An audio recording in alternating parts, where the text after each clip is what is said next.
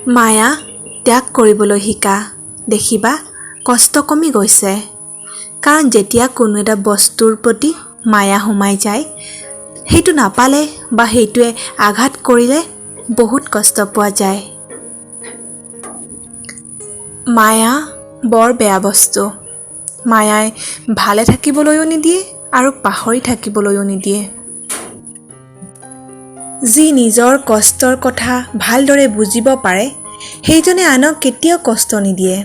কাৰণ তেওঁ জানে কষ্টৰ সমান বিষাক্ত এই পৃথিৱীত আৰু একো নাই। প্ৰতিজন মানুহৰে কিছুমান গোপন দুখ থাকে, যিবোৰ চিৰকাল গোপনেই থাকি যায়।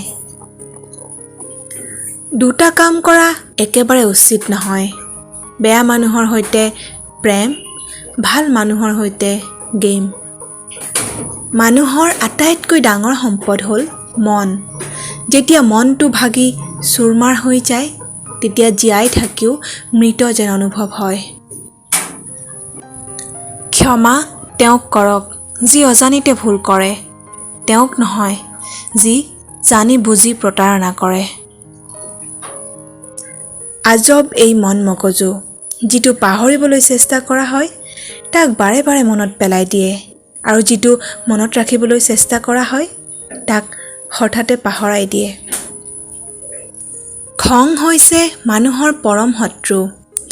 যি ব্যক্তিৰ খং অতি বেছি, সেই ব্যক্তিৰ বাস্তৱ জীৱনটোত হাজাৰ সমস্যাৰে জৰ্জৰিত। দেখাত সুন্দৰ বহুত পোৱা যায়, কিন্তু যাৰ হৃদয়খন সুন্দৰ, তেনে লোক ভাগ্যৰ বলতহে পোৱা যায়।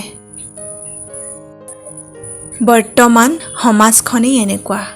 সৎ মানুহবোৰ অৱহেলিত আৰু অসৎ মানুহবোৰ প্ৰতি ক্ষেত্ৰতে সন্মানিত। এজন পথিকে পথটো সুধিলে, তোমাক সকলোৱে কিয় ভাল পায়? উত্তৰত ৰাস্তাই ক'লে, সহ্য কৰিবলৈ শিকা, মানুহে অতি সহজতে তোমাকো ভাল পাব। বন্ধু এজনেই থাকক জীৱনত, মাথো তেনে এজন থাকিব লাগে যি মুখৰ কথা নহয়, হৃদয়ৰ কথা বুজি পায়।